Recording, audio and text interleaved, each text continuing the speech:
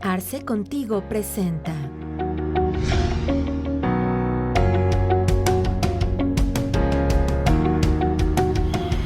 Hola amigos, bienvenidos a sus sesiones de Arce Contigo. Es un placer estar con ustedes de nueva cuenta en una nueva sesión, hoy de manteles largos, porque tenemos una invitada verdaderamente de lujo, a quien le agradezco muchísimo que haya aceptado nuestra invitación. Por segunda ocasión la tenemos con nosotros. Le doy la más cordial bienvenida porque aparte ya la están viendo, entonces ya no necesito presentarla, pero le doy la más cordial bienvenida a la doctora Liz Padilla. Doctora, muy buenas tardes, bienvenida, ¿cómo se encuentra? Alejandro, muy bien, muchísimas gracias. De verdad que para mí es un gusto y un honor estar en tu programa, tú lo sabes, y bueno, pues aquí estaré las veces que tú lo consideres necesarias. Muchísimas gracias por la invitación. Muchas gracias, doctora. El agradecido siempre nosotros. Sea bienvenida a su programa.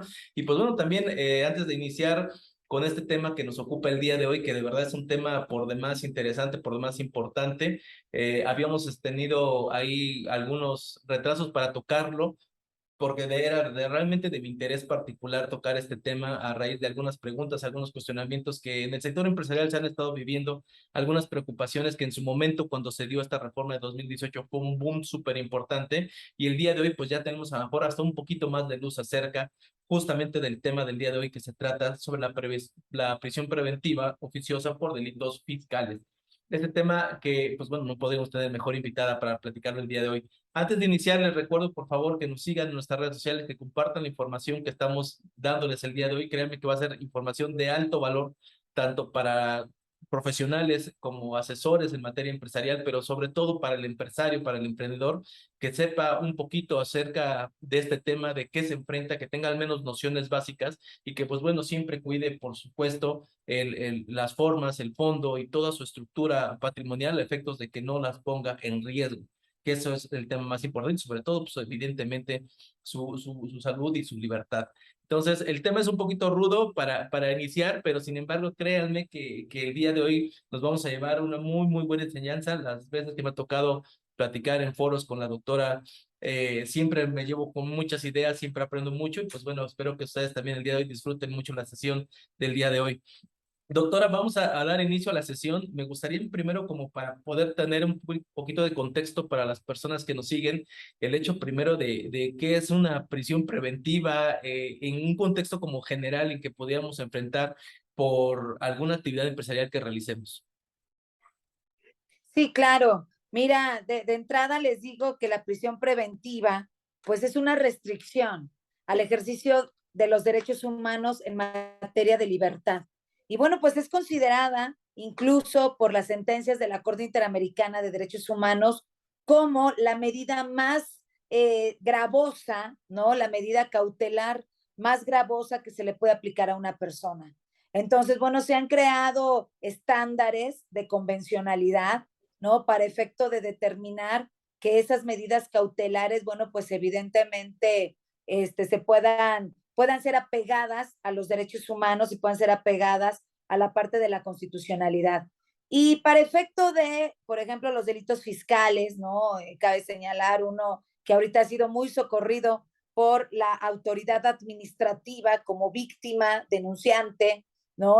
Querellante, la Secretaría de Hacienda y Crédito Público a través de su sistema de administración tributaria, el SAT, pues es la defraudación fiscal. Pero sí quiero comentarles, ¿no? Que la prisión preventiva oficiosa en materia fiscal únicamente puede estar asociada con delincuencia organizada, ¿no? Sobre todo en términos del artículo 12 de la Ley Federal contra la delincuencia organizada, fracciones 8 bis y fracciones 8 ter, ¿no? Donde nos habla de la defraudación fiscal calificada, más o menos por una cantidad arriba de 7,5 millones de pesos y sobre todo realizada mediante 3 o más personas. El tema con el derecho penal del enemigo, en este caso el derecho penal de excepción, ¿no? Delincuencia organizada, es que ni siquiera se necesita la materialización de la conducta, que en este caso sería la defraudación fiscal, sino que basta con, como lo dice el propio tipo del artículo 2, basta con que dos, tres o más sujetos se organicen de hecho para cometer los delitos que vienen en ese catálogo, ¿no? Y cuando nosotros hablamos de que basta que se organicen de hecho, basta que se organicen para defraudar al fisco, 3 o más sujetos. Entonces, la mera organización, que esto no admite tentativa en un derecho penal de excepción, sino que basta a ese punto para efecto de poderlos considerar como miembros de la delincuencia organizada.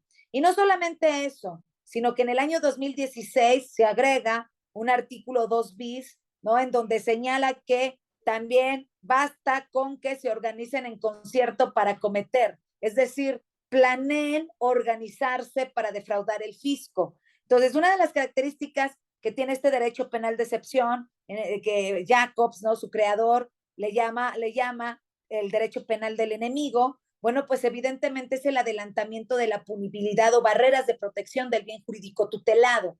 Y en este sentido, bueno, pues hay 2 barreras de protección antes de materializar la conducta. La primera, como les dije, basta con que se organicen de hecho para cometerlo. La segunda, que planeen organizarse para cometerlo, ni siquiera se han organizado, sino que lo han planeado. Y la tercera, pues bueno, pues que ya lo hayan cometido, ¿no? Mediante 3 o más personas. Entonces, así dice el tipo penal en materia de delincuencia organizada, cuando 3 o más personas se organicen para prospectiva futuro cometer de forma reiterada, ¿no? O permanente las siguientes conductas. Y entonces viene defraudación fiscal. Entonces, cuando hablamos de una defraudación fiscal que brinca estos rubros, estamos hablando ya de prisión preventiva oficiosa. ¿Qué es una prisión preventiva oficiosa?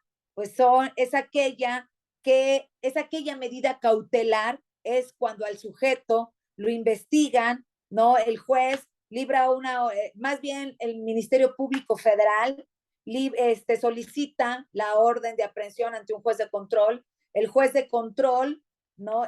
Libra la orden de aprehensión para efecto de dictar una dictar una audiencia de cumplimiento de la orden de aprehensión. Ahí evidentemente también se lleva a cabo el tema de la audiencia inicial para efectos si se vincula o no a proceso, y vinculado a proceso de forma automática, el juez de control ordena, ¿verdad?, la medida cautelar de prisión preventiva oficiosa, que no admite ni siquiera un principio contradictorio, ¿no? Para efecto de que la defensa pudiera determinar que no es necesaria la prisión preventiva oficiosa, no admite ese tema.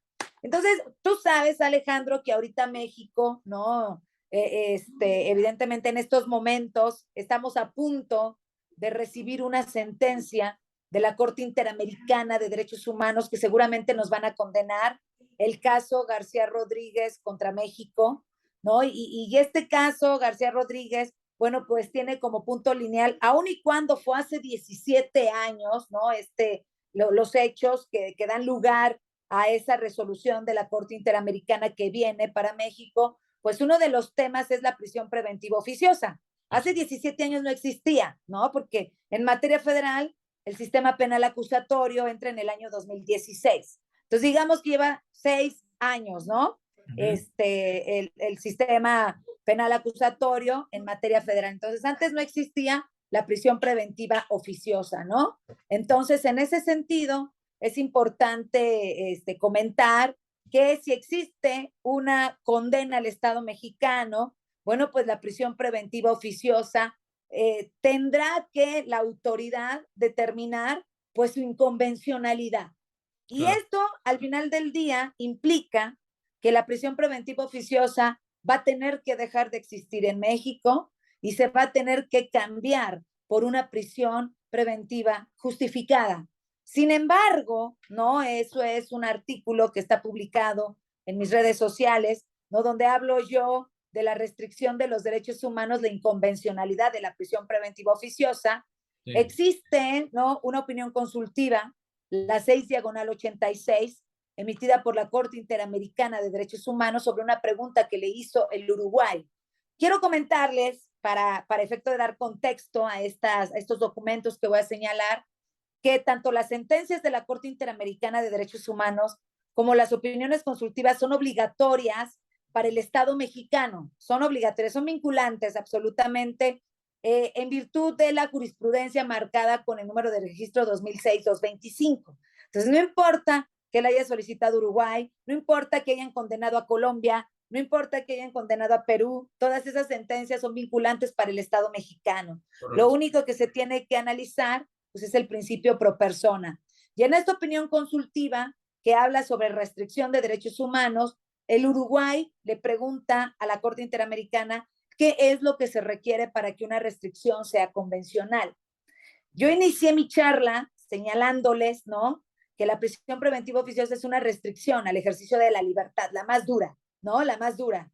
Entonces, la Corte Interamericana dice, en el punto 18 de la opinión consultiva 6/86, ustedes la pueden encontrar en la página de la Corte Interamericana de Derechos Humanos, donde dice opiniones consultivas, se van a la 6/86 porque trae números, y te dice que para que una restricción pueda ser convencional, es decir, lo trasladamos al caso México, para que la prisión preventiva oficiosa pueda ser convencional, ¿qué se requiere? Punto número 1, que esa restricción sea para efecto de proteger, ¿no?, a la sociedad de algún peligro, ¿no?, que se requiera, o sea, por el bien común. Supongamos que en materia de delincuencia organizada, el argumento sería que México tiene grandes índices de criminalidad en materia de delincuencia organizada, ¿no?, corrupción, etcétera. Bueno, digamos que se lo cubrimos. Punto número 2, que esa restricción está en las constituciones. Entonces, bueno, pues tenemos precisamente esa restricción, ¿no?, en la Constitución. Y punto número 3, que esa restricción la reviste la Corte Interamericana y que la Corte Interamericana dé el visto bueno de que la restricción está correcta y que además cumple ese estándar y que de ahí no se puede salir el Estado mexicano. Eso es lo que nos falla, ¿no? Entonces, si verdaderamente se hiciera un análisis de convencionalidad con respecto a la prisión preventiva oficiosa, y si verdaderamente, escúchenme bien, y eso ustedes saben que yo las cosas las digo científicamente desde una perspectiva jurídica, si verdaderamente nuestros juzgadores, ¿no?, supieran, y no solamente hablo de los jueces de control, hablo del Tribunal de Enjuiciamiento, hablo del los tribunales colegiados de circuito, hablo de la Suprema Corte de Justicia de la Nación, de los juzgados de distrito, de todos. Si conocieran convencionalidad, entonces se determinaría que el artículo 19 constitucional, párrafo segundo, segunda parte, que se refiere a la prisión preventiva oficiosa, es inconvencional. Fíjate cómo está.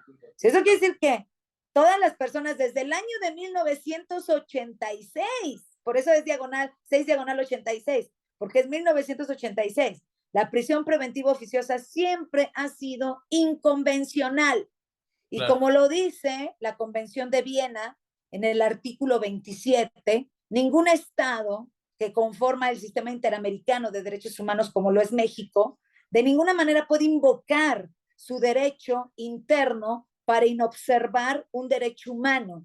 En este caso, el artículo 7.2 de la Convención Americana de Derechos Humanos. Entonces, digamos que estamos mal, ¿no? Y por un error y mala interpretación de las autoridades, ¿no?, del Estado que conforman el Estado mexicano cuando se creó esta prisión preventiva oficiosa y todas las demás restricciones que tenemos a nivel constitucional, bueno, pues nos puede costar caro la prisión preventiva oficiosa, ¿no? Claro. Y en materia fiscal ese es el punto en materia de delincuencia organizada, Alejandro. Es correcto, doctora, muchas gracias. De hecho, inclusive, a mayor entendimiento de lo que usted nos comparte, habrá que ver también la estadística que se ha estado reflejando acerca de las personas que están en un proceso de prisión preventiva, cuántos realmente ya están sentenciados o cuántos realmente se encuentran en una prisión preventiva. Es impresionante, o sea, prácticamente estamos hablando de la mitad y la mitad. O sea, verdaderamente es un tema delicado en donde podríamos entender que ni siquiera este proceso de prisión preventiva tan restrictivo como usted nos lo está señalando, no se está usando también de manera adecuada. Independientemente que no se tenga el tema de la inconvencionalidad que pudiera tener, tampoco se está aplicando de manera adecuada.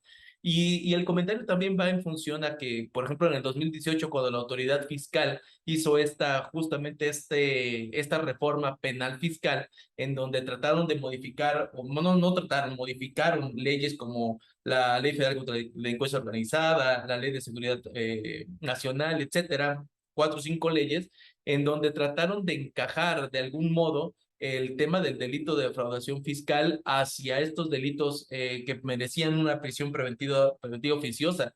Este tema resultaba pues, altamente grave porque si bien ya estamos dándonos cuenta que la prisión preventiva oficiosa no está teniendo el uso adecuado, imaginemos en un tema tan delicado como el tema fiscal, donde está tan vulnerable a muchas cuestiones, inclusive de manera, yo diría, hasta interpretativas por parte de la autoridad administrativa.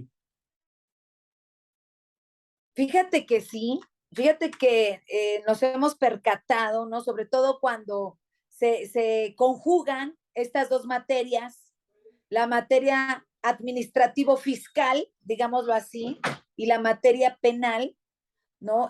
La serie de violaciones al ejercicio de los derechos humanos, ¿no? En principio, porque la autoridad fiscal o la autoridad administrativa consideran que el debido proceso, los principios de debido proceso que se llevan en materia penal, a ellos no les aplica, ¿no? Y Okay. cuando yo hablo de principios de debido proceso, estoy hablando de la presunción de inocencia, estoy hablando del derecho de saber que se te acusa, estoy hablando del principio de legalidad, debe estar en la ley. Estoy hablando del principio de irretroactividad en perjuicio de persona alguna, por ejemplo. Estoy hablando, por ejemplo, del derecho a la defensa, ¿no? Del derecho a la defensa, del principio contradictorio.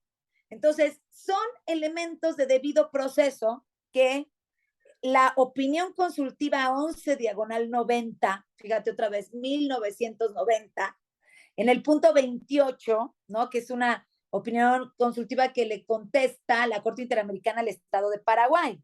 Y le dice, oye, y este debido proceso, solamente estos principios solamente se aplican a la materia penal, y la Corte Interamericana dice no.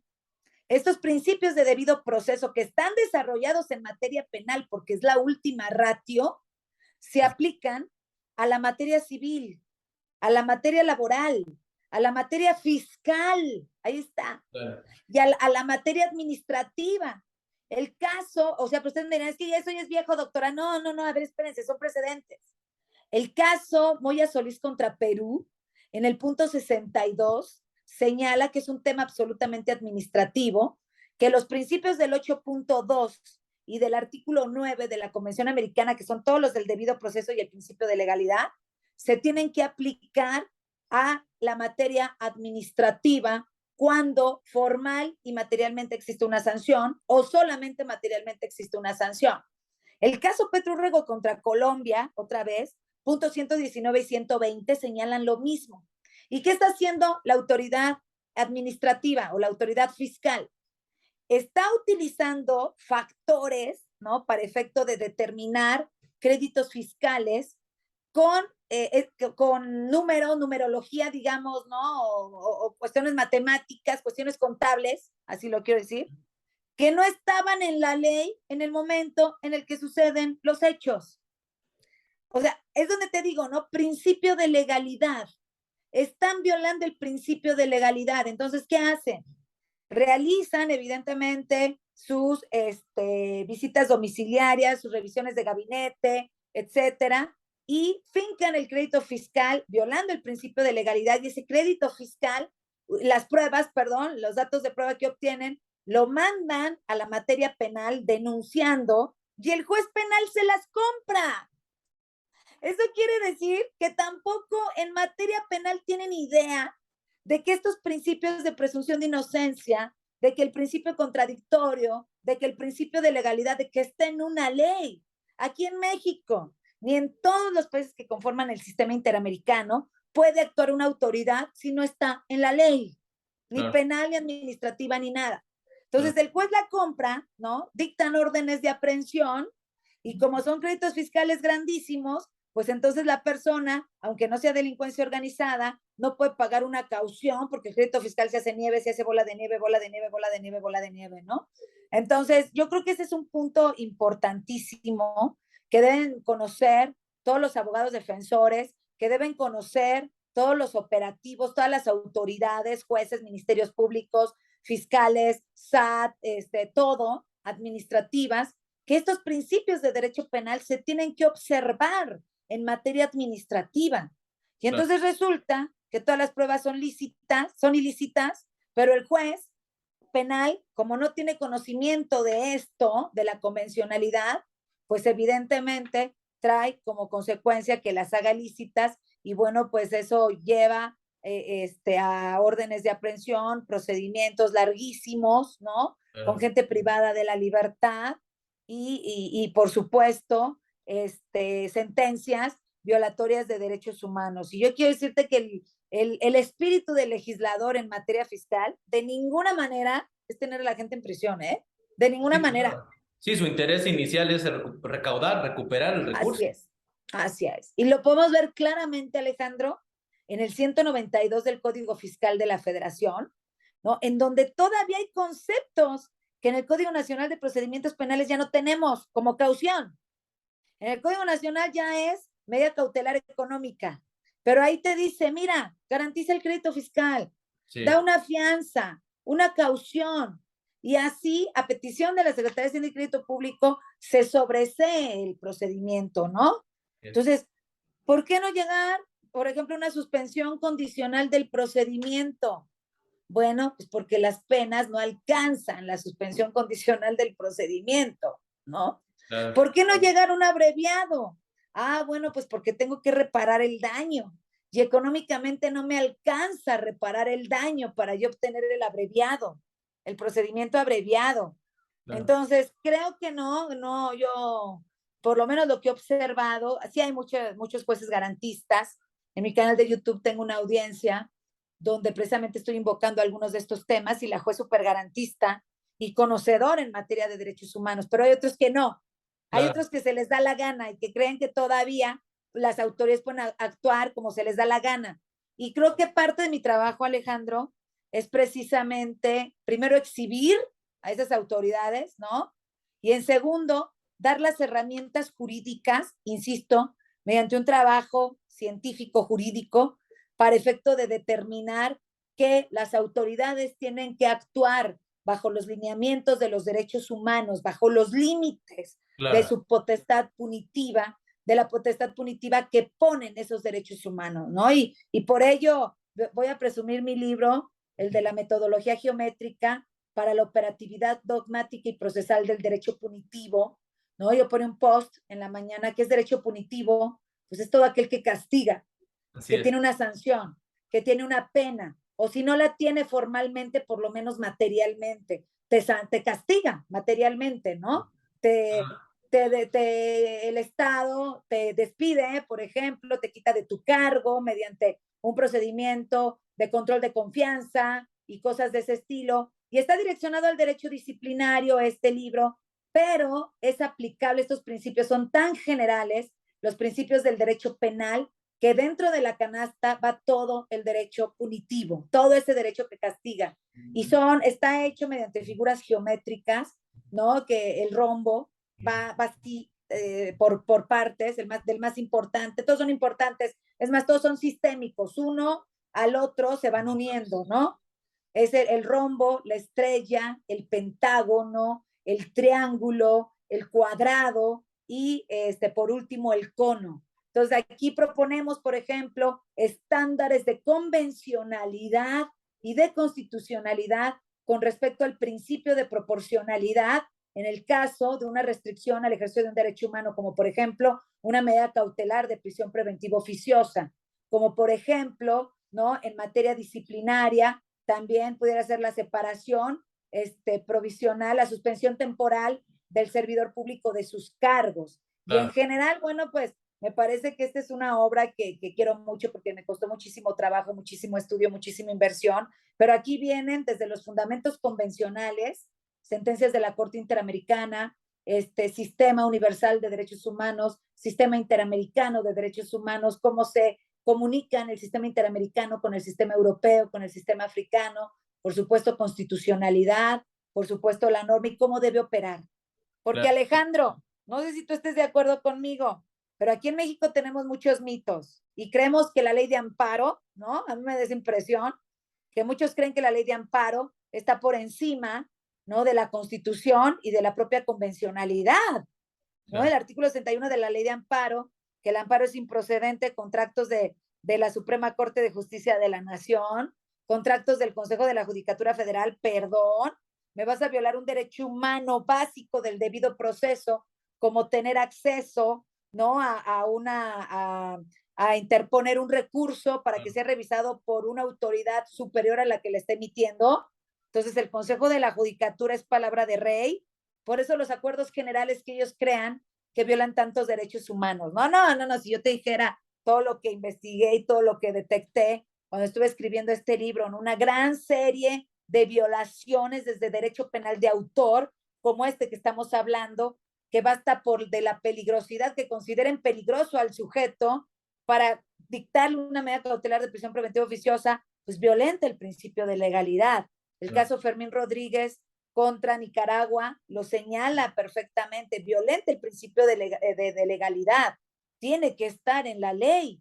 Evidentemente, también el principio de tipicidad y una serie más de principios, Alejandro, que bueno, pues a mí me encantaría que ya después platicáramos al respecto. Claro que sí, tenemos varios casos en materia, ya que lo hace mención de criterios que ha metido la Suprema Corte, que inclusive podrían ser inconvencionales también, ¿no? Claro, claro, Hay varios claro. casos ahí al respecto y sería muy bueno platicar también de esos temas que de repente nos hemos ido de espaldas con algunas cuestiones. Bueno, que a través de personajes como usted podemos entender y analizar un poquito más a fondo de ese tipo de situaciones. Que algo muy similar, por ejemplo, y ahorita que hacía usted la mención, pasa con la autoridad fiscal, que en el caso de que el día de hoy queremos platicar, algo muy similar pasa. O sea, en realidad, por ejemplo, lo hemos estado viendo con las últimas reformas en materia fiscal, donde la autoridad a través de facultades de gestión, a través de facultades de comprobación, prácticamente está haciendo, pues castigando o sancionando al contribuyente antes de que se garantice su derecho de audiencia o cuestiones de ese tipo. Tenemos temas como la cancelación de sellos digitales o como por ejemplo ahora el embargo de cuentas a través de vía electrónica. O sea, cuestiones de este tipo que verdaderamente son preocupantes para un Estado de Derecho que se supone que debemos estar procurando, ¿no? No, por supuesto, por supuesto. Fíjate que el caso Moya Solís contra Perú habla precisamente de un tema así, ¿no? El derecho de saber qué se le acusa al sujeto. Lo primero que te va a decir la autoridad administrativa o la autoridad fiscal es que ese es un principio que solamente se aplica a la materia penal y que en materia administrativa o en materia fiscal, bueno, pues no aplica, ¿no? Como por ejemplo el caso del bloqueo de cuentas bancarias por la UIF, ¿no? Por ejemplo, no. Evidentemente, dice la Corte Interamericana, magistralmente ese principio de derecho penal lo pasa al derecho administrativo en el punto 71, ¿no? En el punto 71, señalando que una persona antes de que pueda ser castigada como un bloqueo de cuentas, una medida cautelar, lo que sea, y eso las tenemos en todos lados, en materia civil con extinción de dominio, aseguramiento de bienes. En materia penal, prisión preventiva justificada. En materia penal del enemigo, en derecho penal del enemigo, prisión preventiva oficiosa, por ejemplo. En materia fiscal, ¿no? El bloqueo de cuentas electrónicas, ¿no? De cuentas bancarias electrónicamente. En materia derecho administrativo sancionador, el bloqueo también de cuentas bancarias por la UIF. En materia, por ejemplo, de derecho administrativo disciplinario, la suspensión temporal del servidor público. Entonces, en todos lados hay medidas cautelares, en todos lados, pero la autoridad tiene que observar estos principios básicos. Y entonces dice, a ver, no solamente le tienes que decir las razones y los motivos por las cuales les vas a bloquear la cuenta, sino también tienes que presentarles las pruebas por las cuales tienes que presentarla, estás bloqueando la cuenta.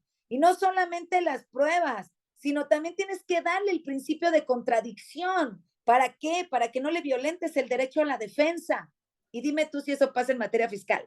No, desafortunadamente no. No sucede. O sea, defenderlos es muy fácil en un amparo indirecto. Es muy fácil. Por eso a la UIF, ¿no? En la mayoría de las veces se les cae el tema del bloqueo de cuentas bancarias por el simple hecho de que son garantías mínimas que no pueden suspender ni restringir. Es el caso del artículo 29 constitucional, párrafo segundo, ¿no? Que te dice, a ver, ni el presidente de la República, ni el Congreso, ni la Corte, ni nadie en este país puede suspender y restringir los siguientes derechos humanos, ni en caso de guerra, ni en caso de invasión, ni en caso de pandemia, en caso de ningún tema. Y dentro de ellos, el derecho a la niñez, el nombre, etcétera, ¿no? Pero los que nos preocupan a nosotros, los que ocupamos principio de legalidad, no se puede suspender, no puede haber un solo argumento por ninguna autoridad en este país que determine que se puede suspender el principio de legalidad, el principio de irretroactividad, ¿no? En perjuicio de persona alguna, y las garantías mínimas para hacer efectivos esos derechos. Y las garantías mínimas, mi querido Alejandro, son las que se prevé en el artículo 8.2 de la Convención Americana de Derechos Humanos. Inciso A, derecho a un traductor. Inciso B, derecho de saber qué se te acusa. Inciso C, de ofertar pruebas. Inciso D, derecho a la defensa. Inciso E, derecho de interrogar peritos, testigos y víctimas. Inciso G, derecho a la no autoincriminación. De ninguna manera me vas a declarar confeso, para nada, ¿no? Y el inciso F, derecho a acudir precisamente a un juez mediante un recurso que además tiene que ser efectivo, no porque esté ahí tienes un recurso efectivo ante un juez superior del que dictó la resolución. Y ese artículo 29, párrafo segundo constitucional, es copia del 27, párrafo segundo de la Convención Americana de Derechos Humanos. Y la Corte se atreve a emitir jurisprudencia, ¿no? Violentando derechos humanos y permitiendo el principio de retroactividad. Ejemplo, la jurisprudencia 2022-311, ¿no? Donde permite que se aplique retroactivamente la Ley General de Responsabilidades Administrativas, y ahorita todas las autoridades, desconociendo, ¿no?, el tema sustantivo y procesal, lo combinan y utilizan elementos sustantivos de la Ley General como tipos disciplinarios, aplicándolos retroactivamente a una conducta que ni siquiera había sucedido cuando la ley entró en vigor. Imagínate el tema. Sí, sí, bastante complicado. Voy a regresar un poco aquí por el tema de las personas que nos han hecho algunos comentarios al respecto de justamente la modificación que señalaba yo en la parte fiscal en el 2018, cuando esta lucha que se ha puesto por parte del gobierno federal en contra de las empresas facturadoras de operaciones, y obviamente llevarlas hacia ya un delito como tal en el Código Nacional de Procedimientos Penales, inclusive llevarlos como un tema de interés nacional, ¿no? En donde pues trataban de modificar estas leyes y poderles aplicar esta prisión preventiva a estas personas que hicieran uso de este tipo de operaciones. Sin embargo, también ha habido criterios también de la Suprema Corte en donde han señalado que no sería suficiente señalarlas o ponerlas en esta ley, ¿no, doctora? Sí, no, evidentemente, como te decía, ¿no? La parte de las empresas factureras para que pudieran tener una prisión preventiva oficiosa tendrían que estar dentro del estándar en materia de delincuencia organizada, ¿ok? Entonces, comprobar o demostrar una delincuencia organizada desde esa perspectiva pudiera ser casi imposible, casi imposible. Por eso te digo que casi siempre se van por la prisión preventiva justificada o por la medida cautelar económica. Aquí Claro. el tema es que, evidentemente, para que se pudiera dictar una prisión preventiva, ¿no? Para los socios de estas empresas, etcétera, tiene que haber un determinado estándar de convencionalidad. Entonces, mira, el primero, para entender, ¿no? Primero, la medida cautelar es para garantizar la presencia del imputado ante la autoridad y para proteger a las víctimas, ¿no? Entonces, en este caso, el ofendido pues es la autoridad. Entonces, bueno, qué protección, ¿no? ¿Te das cuenta? Digamos que la prisión preventiva, pues en nada pudiera lastimar, ¿no?, a la autoridad. Ahora, para efecto de poder determinar que se va a garantizar la presencia ante la autoridad del imputado, bueno, pues tiene su empresa en el país. O sea, a eso se dedica, ¿no? Claro. Además, la empresa está constituida, la empresa ha estado en funciones, él sigue trabajando ahí, aquí está su documento notarial, ¿no? Su acta constitutiva, que determina pues que la empresa ya tiene tiempo haciendo eso y además tiene un domicilio fijo. No habría forma, Alejandro, Sí, no habría forma. que de hecho justamente eso es lo que la autoridad quería, ¿no? Llevarlo a una prisión preventiva oficiosa para que de entrada estuviera el proceso más amarrado para ellos. Afortunadamente, pues bueno, también se ha argumentado al respecto de que no es válido hacerlo a través de ese medio, ya que pues no va en contra de la seguridad nacional como lo quisieron hacer ver en su Claro, momento, o ¿no? sea, no tiene nada que ver y se queda, bueno, como una prisión preventiva justificada, en donde además que es bien importante señalarlo, doctora, el hecho de que esta prisión preventiva justificada va en función de que otras medidas no sean suficientes para poder Claro, garantizar a este claro. derecho. Por supuesto. Por eso te digo, o sea, si hay un interés fiscal, ¿no? Que además, ¿no? Acuérdate que hay jurisprudencia de la propia Corte que primero se tiene que agotar el procedimiento fiscal, administrativo fiscal, primero, y ya con posterioridad el penal, porque el derecho penal es la última ratio.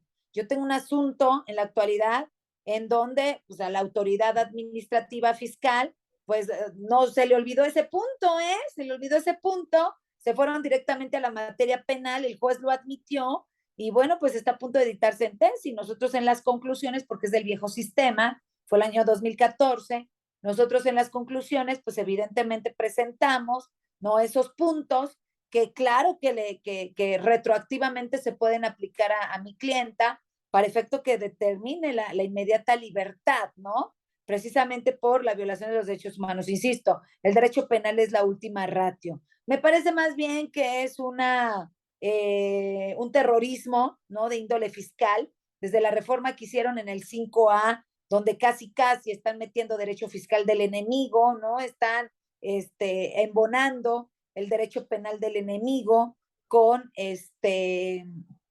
con el derecho fiscal. Entonces, bueno, me parece que no, así no son las cosas, no es óbice. No es Sí, óbice hacer ese tipo de cuestiones que a la vez, bueno, pues violentan derechos humanos. claro. Muy bien, maestra. Oiga, maestra, pues bueno, hace rato que hizo usted el favor de mostrarnos su libro, si nos los puede volver a mostrar, Claro, felicitarla por esta obra que saca ahora para que la podamos adquirir todos. Nosotros ya también adquirimos la nuestra y pues también pues, una buena noticia para las personas que nos siguen. Vamos a estar obsequiando un ejemplar de esta obra. Obviamente, quien nos conteste alguna de las preguntas, maestra, doctora, perdón, que usted nos quiera regalar ahí alguna pregunta el primero que nos conteste ahí en la caja de comentarios de este video, pues bueno, se va a hacer acreedor a esta obra que de verdad es maravillosa, a la cual también, aprovechando, la quiero felicitar, doctora. Todas sus obras son extremadamente educativas, pero esta en especial sé que tiene un sabor diferente por toda la situación que lleva envuelta en la edición de esta obra. sí, Alejandro, muchísimas gracias. Sí, yo de verdad que este libro, pues es para, tanto para las autoridades, para que tengan lineamientos, ¿no? Y no violen derechos humanos y eso no se convierte en impunidad.